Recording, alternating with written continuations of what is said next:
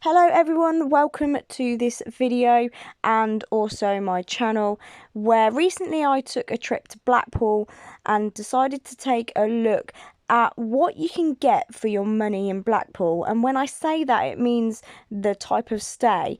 So we ended up staying in a hotel for £35 a night. And so I thought it would be a good idea to show you what sort of standard you get for that £35 a night, especially for people who are travelling outside of Blackpool, who are not necessarily aware of what you can get, and really just giving you an idea on price. A top tip then for you when you are looking at booking a stay in Blackpool when going through your preferred booking site is the fact that you filter it via reviews. I know some people like to review via price, but in Blackpool I don't think that necessarily gets you the best outcome. So reviews for me is what I filtered the search by, and then it will come up with some prices available based on the reviews that other people have left. In regards to preferred booking sites, I use hotels.com, and that's purely on the basis that they do give you reward nights. After 10 nights stay, they will give you discount on your further stays, which is fantastic. And you can work your way up to being a VIP member depending on how often you use them and how often you travel or go away. They are also one of the best sites I've known, to the fact that if you have an issue with anything at all regarding your stay, they are quick to be able to resolve that for you as well. So top tip there from me.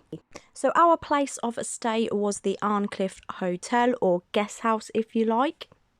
And this was our £35 a night stay. In fact, the following night we ended up getting it a little bit cheaper. The Arncliffe Hotel was both great for reviews and also location in Blackpool. We weren't that far from the town centre at all.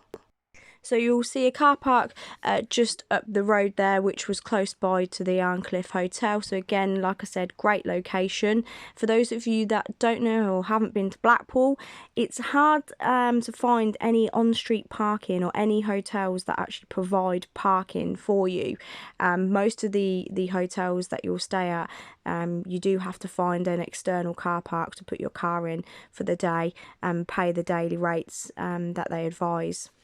So with the Arncliffe being situated just there on the Google Maps where we've highlighted that building, the car park I was talking about that was close is literally just over here. So again, not far at all in regards to location to car park. And when we talk about location towards the town centre, if we go just back from obviously where the Arncliffe was there and then go towards the beach area, you'll see the Blackpool Tower and the main strip just there. So again, location wise, it is very, very good, and especially for price. So going back to the Arncliffe then, in relation to the car park and where we stayed, I thought it would be a good idea to show you, because yes, the car park that you'll see up here is closer. It's not necessarily the cheapest to stay, and you do have to watch in Blackpool because again, car parks can differ in regards to price. Now, I didn't mind the short walk from the Arncliffe Hotel, so there was a car park a couple of rows away from this hotel, so we ended up getting an extra day's car park in for the same price of what this car park offered here. Now, the car park that we actually ended up staying in is just over the way here. This car park you'll see, so again, not far. Yes, there is a bit of a walk, but if you can get an extra day's parking for the same price, then essentially, again, you're saving money, and if you're doing it on a bit of a budget, then it all helps. On entering the Arncliffe, we got a nice warm welcome from the receptionist, and first impressions were actually really good. It was nice and spacious, lovely and warm inside, nice decor, and overall with the decorations, it just made like a nice homely feel. We were given a ground floor room, room 6, which was just straight through those doors, so nice and easy to get out in the mornings and close to the breakfast area as well. The room was spacious and exactly what we needed for our stay in Blackpool, compromising of your tea and coffee as normal that you do get when you stay in a guest house or hotel. Again, decor wise, it was funky wall for the stripes, but again, still fine. You get a TV, small TV, but again, when you're somewhere like Blackpool, it's not like you need it, so don't really pay too much attention to that. And it was really high ceilings as well, and that's what I mean when it's spacious. It wasn't claustrophobic at all in this room. One thing I do want to say about this hotel is the fact that when we turned up and we got to our room, we noticed that the room itself was a little bit chilly. And I could imagine because of being out of season, you know, you're not having the heating on in all rooms because they're not in use. And with the cost of gas and electric at the moment, I can completely understand why that's the case. So the first thing I did is I notified the receptionist to say that, you know, it's a little bit chilly, can we have the radiator on? Obviously tried turning it on myself and it didn't work. Within 10 minutes time, in fact less than that, they brought a heater down to us, and we were able to warm up the room fairly quickly. So I would say really good service in relation to that. The one thing I will say about the bathroom side of things is the decor and the fact that it does let it down slightly.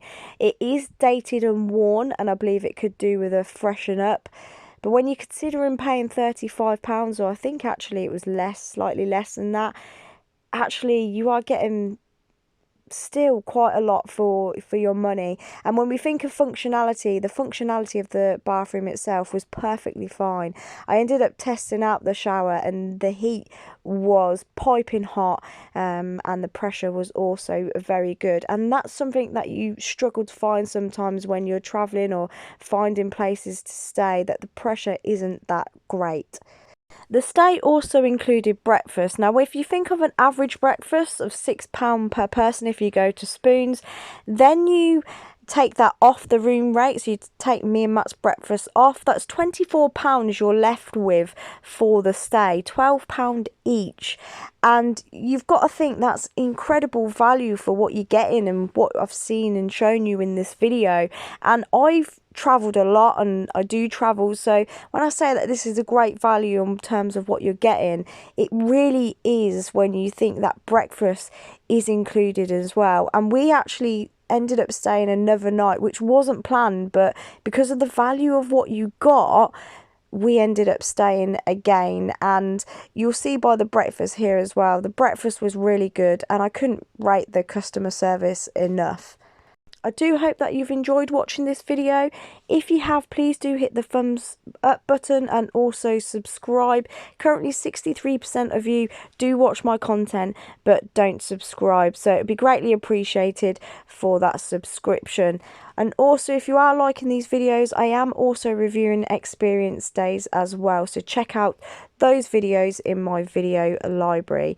Catch you all in the next video.